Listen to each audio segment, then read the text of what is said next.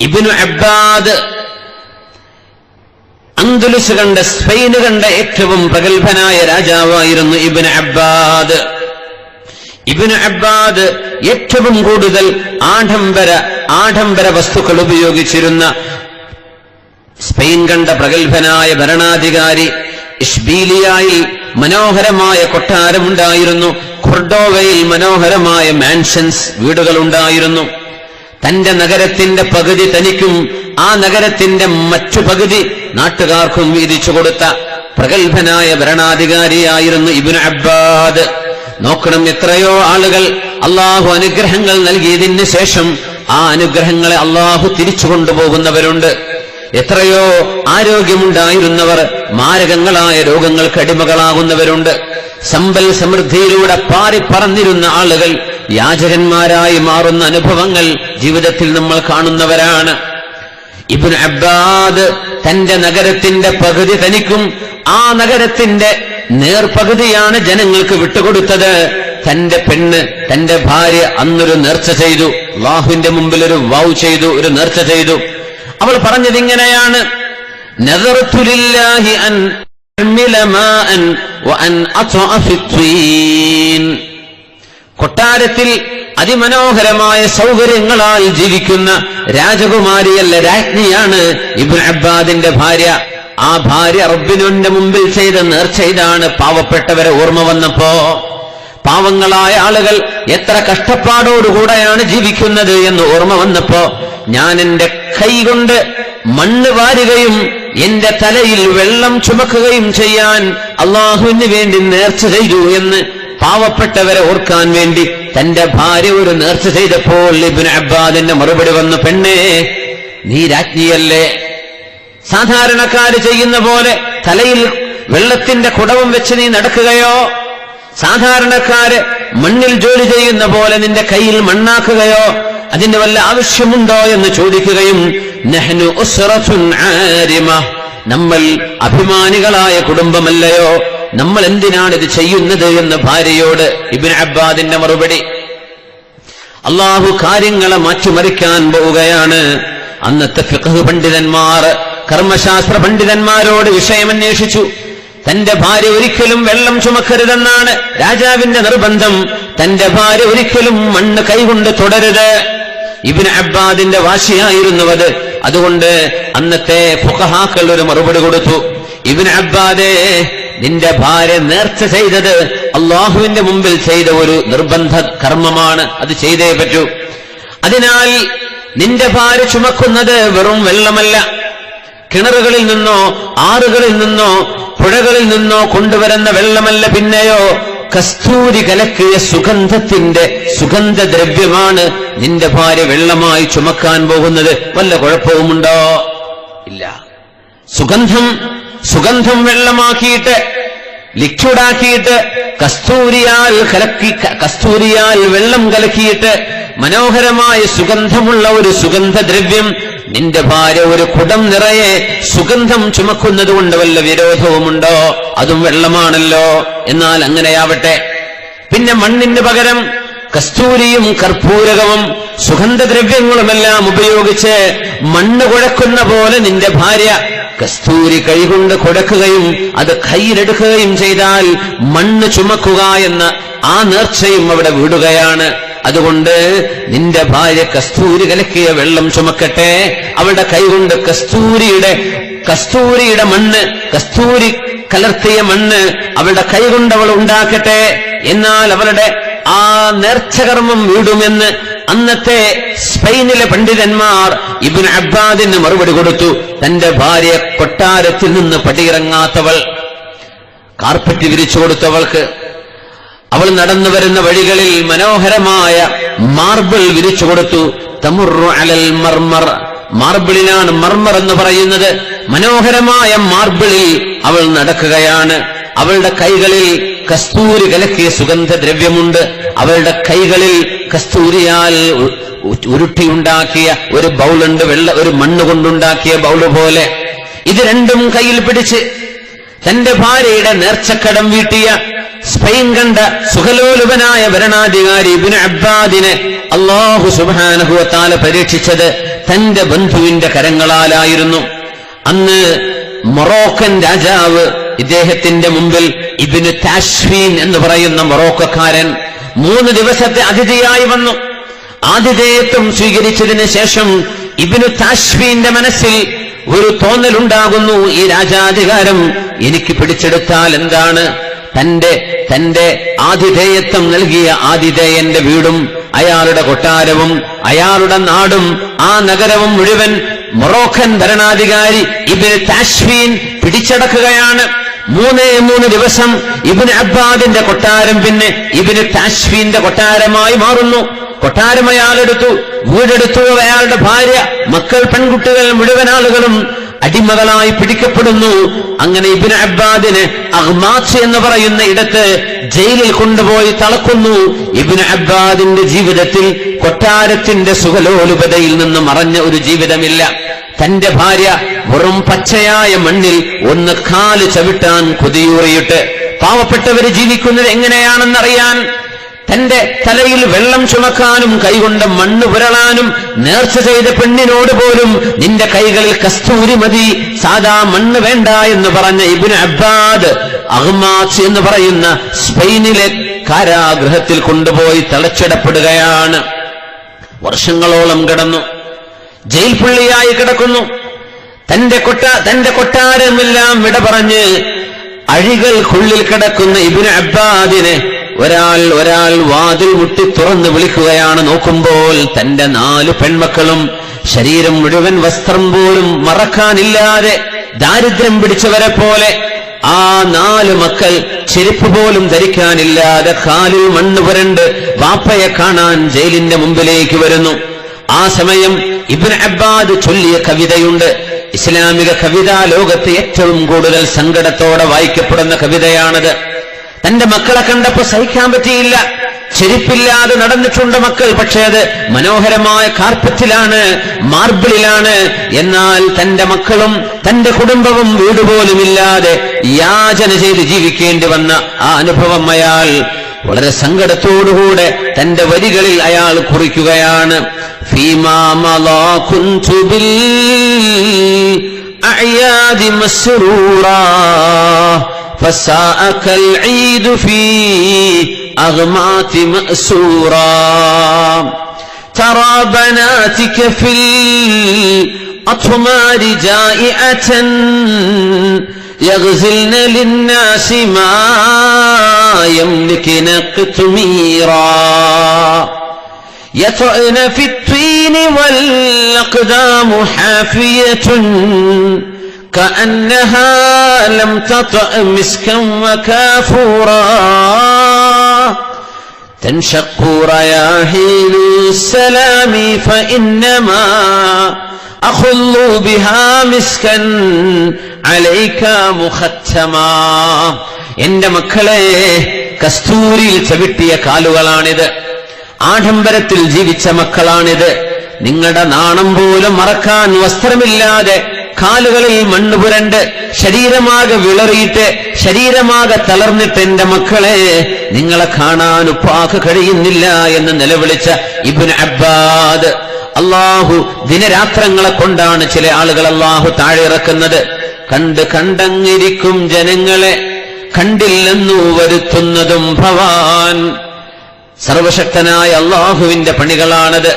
2-4 ദിനം കൊണ്ടൊരുത്തനെ അല്ലാഹു സുബ്ഹാനഹു വ തആല വിചാരിക്കുകയാണെങ്കിൽ 1-2 ദിവസം മതി.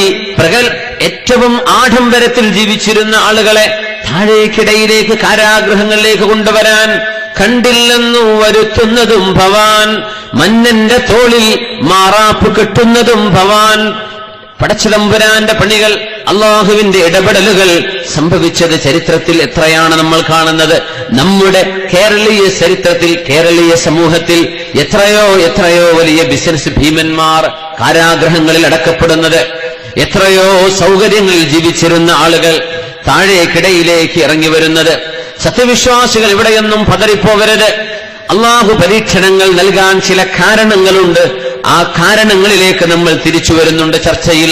എന്നാൽ الذين إذا أصابتهم مصيبة قالوا إنا لله وإنا إليه راجعون. ഇതാണ് ജീവിതം. ജീവിതം ഒരാൾക്കും എന്നും സുരക്ഷിതമല്ല. ഇന്ന് കാശുള്ളവൻ നാളത്തെ ദരിദ്രനാണ്, ഇന്നത്തെ ദരിദ്രൻ നാളത്തെ മുതലാളിയാണ്. और दम ले लो ऐ खनी छाओं से उठने वाले, हम भी चलते हैं जरा खुश्क पसीना हो जाए. आह क्या आए रियाज़े दहर में हम क्या गए, जिंदगी की शाख में फूटे खिले मुरझा गए. ഈ ജീവിതം എന്തൊരു അത്ഭുതമാണ്. ഒരു വൃക്ഷത്തിലെ ഇലകൾ തളിർത്തു വന്ന് വിടർന്ന് മനോഹരമായി പ്രഭചൊരുത്തി അവ ഒന്നിനും പറ്റാതെ ഉണങ്ങി വീഴുന്ന പോലെ ആഹ് ക്യാ ആയേ റിയാസേ ദഹ്ർ മേ ഹം ക്യാ ഗയേ. ഈ സമ്പത്തിന് വേണ്ടിയാണ് മനുഷ്യൻ അഹങ്കാരിയായി മാറുന്നത്. ഈ സമ്പത്തിന് വേണ്ടിയല്ല മനുഷ്യൻ പരസ്പരം പിണങ്ങുന്നത്. ഈ സമ്പത്തിന് വേണ്ടിയല്ല പരസ്പരം മനുഷ്യൻ കത്തിക്കുത്തേൽക്കുന്നത്. ഈ സമ്പത്തിന് വേണ്ടിയല്ലയോ മനുഷ്യൻ മുഖം കറുപ്പിച്ച് നടക്കുന്നത്, അസൂയ വെക്കുന്നത്. അല്ലാഹു യുഖല്ലിബുൽ ലൈല വന്നഹാർ, രാവും പകലും മാറ്റുമറിക്കുന്നവൻ അല്ലാഹുവാണ്. അതുകൊണ്ട് ജീവിതം അല്ലാഹുവിന്റെ കയ്യിലാണ്. തമ്പുരാൻ ഉദ്ദേശിക്കുന്ന പോലെ യഖ്ലിബുഹാ കൈഫ യശാ, അവൻ ഉദ്ദേശിക്കുന്ന പോലെ മാറ്റിമറിക്കാൻ കഴിവുള്ളവനാണ് അല്ലാഹു. ചില ആളുകളുടെ ജീവിതം നിരന്തരമായ പരീക്ഷണങ്ങൾ, ഒന്നിനുമേൽ മറ്റൊന്ന്, ഒന്ന് കഴിഞ്ഞാൽ വേറൊന്ന്. ചരിത്രത്തിൽ ഏറ്റവും സങ്കടകരമായ ഒരു ചരിത്രമുള്ളത് ബനൂ അബ്സിൽപ്പെട്ട ഒരു മനുഷ്യന്റെ കഥയാണ്. ചരിത്ര പണ്ഡിതന്മാർ, പ്രഗത്ഭരായ ഇബ്നുൽ ജൗസിയെ പോലെയുള്ള ആളുകളടക്കം പ്രഗത്ഭരായ ആളുകൾ ഉദ്ധരിച്ചിട്ടുണ്ട്. ബനൂ അബ്സ് ഗോത്രക്കാരനായ ആള്, കണ്ണ് കാണാതെ. അദ്ദേഹമാണെങ്കിലോ ഒരു കാലത്തെ ഏറ്റവും വലിയ മുതലാളിയായിരുന്നു, ഏറ്റവും വലിയ പ്രമാണി, ഒരു നാടിന്റെ രാജാവായി വാഴാൻ കഴിയുമായിരുന്ന ബനൂ അബ്സുകാരൻ കണ്ണുപോലും കാണാതെ ദാരിദ്ര്യം പിടിച്ച് ആളുകളുടെ മുമ്പിൽ കൈനീട്ടി നടക്കുന്ന കഥ കണ്ടപ്പോ ഒരാൾ ചോദിച്ചു, യാ ഫുലാൻ അമാ കുൻത അഗ്നൻ നാസ്, ഏ സഹോദരാ, നിങ്ങൾ ഏറ്റവും വലിയ മുതലാളിയായിരുന്നില്ലേ, എന്തു പറ്റി നിങ്ങൾക്ക്, എന്തേ സംഭവിച്ചത് എന്ന് മഹാനായ ആ മനുഷ്യനോട് ചോദിച്ചപ്പോ അയാൾ മറുപടി കൊടുത്തു, ഞാൻ മുതലാളിയായിരുന്നു. വഅന മിൻ അഗ്നൻ നാസി അലൽ ഇത്ലാഖ്, ഞാൻ ഏറ്റവും നല്ല മുതലാളിയായിരുന്നു. ഈ നാട്ടിൽ എന്നെക്കാളും സമ്പത്തുള്ള മറ്റൊരാളില്ലായിരുന്നു. എന്നാൽ അല്ലാഹു സുബ്ഹാനഹു വ തആല കടുത്ത പരീക്ഷണങ്ങളിലൂടെ എന്നെ കൊണ്ടുപോയി. എന്റെ ഒട്ടകക്കൂട്ടങ്ങൾ ഒരു നാളിൽ വഴിതെറ്റിയപ്പോ ഞാൻ അവരെ തേടി, എന്റെ ഒട്ടകക്കൂട്ടങ്ങളെയും തേടി ഞാൻ അലഞ്ഞ് നടന്ന് ആ ഒട്ടകത്തെ കിട്ടി തിരിച്ചു വന്നപ്പോഴേക്കും എന്റെ ബനൂ അബ്സ് നാട്ടിൽ മുഴുവനും വെള്ളപ്പൊക്കമായിരുന്നു. ആ വെള്ളപ്പൊക്കം ഒരു രാത്രിയിൽ ചെയ്ത മഴവെള്ളപ്പാച്ചിലിൽ എന്റെ വീടും എന്റെ മക്കളും എന്റെ കുടുംബവും എന്റെ സമ്പത്ത്, എന്റെ വീടിനകത്ത് സ്വർണത്തിന്റെ വെള്ളിയുടെ ഖജാനകളുണ്ടായിരുന്നു. എന്റെ വീട്ടിൽ വേറെയും എനിക്ക് സമ്പത്തുണ്ടായിരുന്നു. എന്റെ മക്കളും കുടുംബവുമെല്ലാം ഉറങ്ങിക്കിടന്നിരിക്കെ ആ മലമുകളിലുണ്ടായ മഴവെള്ളപ്പാച്ചിലിൽ എന്റെ സമ്പത്തും മക്കളും എല്ലാം നഷ്ടമായി. ഒരു കുഞ്ഞാണ് ബാക്കിയുണ്ടായത്. ആ കുഞ്ഞിനെ ഉറക്കാൻ കിടത്തിയത് ഞങ്ങളുടെ വീടിനോട് ചാരി നിൽക്കുന്ന ഒരു ശിഖരത്തിന്റെ ഒരു മരത്തിലേക്ക് ഊഞ്ഞാല് കെട്ടി കിടത്തിയതായിരുന്നു. ഞാൻ തിരിച്ചു വന്നപ്പോൾ ബനൂ അബ്സ് മുഴുവനും വിജനമായി കിടക്കുകയാണ്. നോക്കുമ്പോൾ എന്റെ കുഞ്ഞ് മാത്രമുണ്ട്. ആ ചെറിയ കുഞ്ഞ്, ഉമ്മ കൂടെയില്ല. പിഞ്ചു പൈതലിന്റെ കരച്ചിൽ കേട്ട് ഞാൻ ഓടിവിടുമ്പോ എന്റെ ഒട്ടകം എന്റെ കൂടെയുണ്ട്. എന്നാൽ കുഞ്ഞിനെയും നോക്കി ഞാൻ ഓടി വന്നു. എല്ലാം നഷ്ടമായതിൽ ഒരു കുഞ്ഞു മാത്രമാണ് ഇനി ശേഷിപ്പുള്ളത്. ആ കുഞ്ഞിനെ എങ്ങനെ വളർത്തണം, എന്താക്കണം എന്ന് നോക്കുമ്പോഴേക്കും എന്റെ ഒരേ ഒരു ഒട്ടകം, അതാണ് എന്റെ ജീവിതത്തിലെ ഇനി ആകെയുള്ള ആശ്രയം. ആ ഒട്ടകം പിന്തിരിഞ്ഞ് ഓടുമ്പോ കുഞ്ഞിനെ നോക്കണോ, ഒട്ടകത്തിന്റെ പിന്നാലെ പോവണോ? ഞാൻ എന്റെ ഒട്ടകത്തിന്റെ കയറ് പിടിക്കാൻ ഓടിയപ്പോഴേക്കും ഒരു ചെന്നായ വന്ന് എന്റെ കുഞ്ഞിനെ കടിച്ചു കൊണ്ടുപോകുന്നു. ആ കുഞ്ഞിന്റെ തലയെടുത്ത്, കുഞ്ഞിന്റെ തല ചെന്നായയുടെ വായിൽ പിടിച്ച് എന്റെ കുഞ്ഞിന്റെ ശരീരം മരണത്തോട് കീഴടങ്ങുകയാണ്. ഞാനത് വേദനയോടെ കണ്ടു. എന്റെ കുഞ്ഞിനെ പോലും രക്ഷപ്പെടുത്താൻ കഴിയാതെ ഓടി വന്നു. ആ ഒട്ടകം എനിക്ക് എല്ലാം നഷ്ടപ്പെടുത്തിയ ഒട്ടകമാണെന്ന് എനിക്ക് തോന്നി. ആ ഒട്ടകത്തെയും കയറ് പിടിച്ച് ഞാൻ ഇവിടേക്കെന്നില്ലാതെ നടക്കുന്ന നടത്തത്തിലാണ് ആ ഒട്ടകം അതിന്റെ കാലുകൊണ്ട് എന്നെ തട്ടിയത്. അതെന്റെ കണ്ണിലായിരുന്നു. എന്റെ കണ്ണിന്റെ കാഴ്ച നഷ്ടപ്പെട്ടു. ഞാൻ ഇന്ന് അമയാണ്, അന്ധനാണ്. അള്ളാഹു ബാക്കി വെച്ച ഒരു കുഞ്ഞു പോലും ആ കുഞ്ഞിന്റെ കരച്ചിൽ നമ്മൾ കേട്ടാ വിചാരിക്കും ഇതൊരു ഫിക്ഷനാണോ, ഇതൊരു കഥയാണോ, നോവലാണോ എന്ന് തോന്നിപ്പോകും. എന്നാൽ ഇത് ബനു അബസിൽ സംഭവിച്ച ചരിത്ര യാഥാർത്ഥ്യമാണിത്.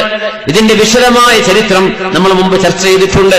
അല്ലാഹു സുബ്ഹാനഹു വ തആല ഒരു മനുഷ്യനെ പരീക്ഷിച്ച രംഗം നോക്കണം.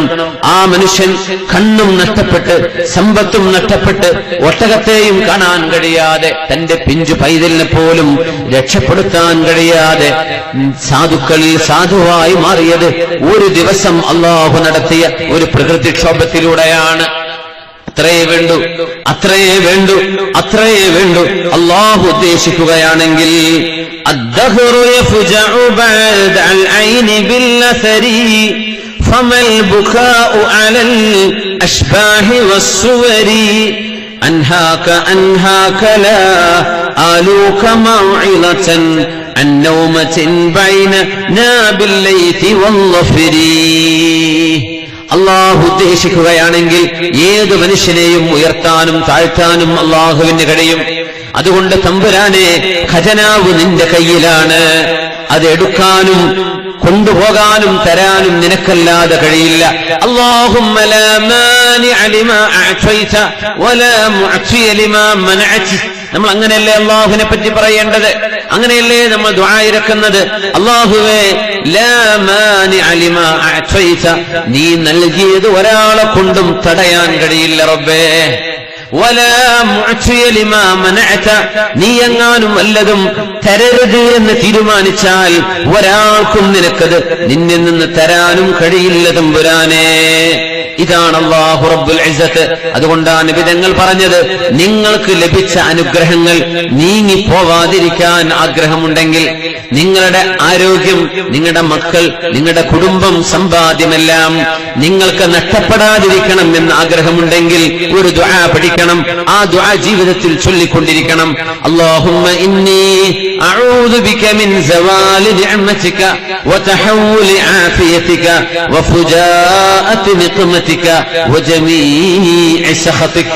അല്ലാഹുവിനോട് ദുആ ഇറക്കുകയാണ്. അല്ലാഹുവേ, അല്ലാഹുമ്മ ഇന്നി അഊദു ബിക, ഞാൻ നിന്നോട് കാവൽ ചോദിക്കുന്നു റബ്ബേ, മിൻ സവാലി നിഅമതിക, നിന്റെ അനുഗ്രഹം നീങ്ങിപ്പോവാതിരിക്കാൻ, വതഹവ്വുലി ആഫിയതിക, നീ തന്ന ആരോഗ്യം നഷ്ടപ്പെടാതിരിക്കാൻ. അല്ലാഹുവേ, നീ എന്നോട് ഞാൻ കാവൽ ചോദിക്കുന്നു. അല്ലാഹുമ്മ ഇന്നി അഊദു ബിക മിൻ സവാലി നിഅമതിക വതഹവ്വുലി ആഫിയതിക വഫുജാഅതി നിഖ്മതിക.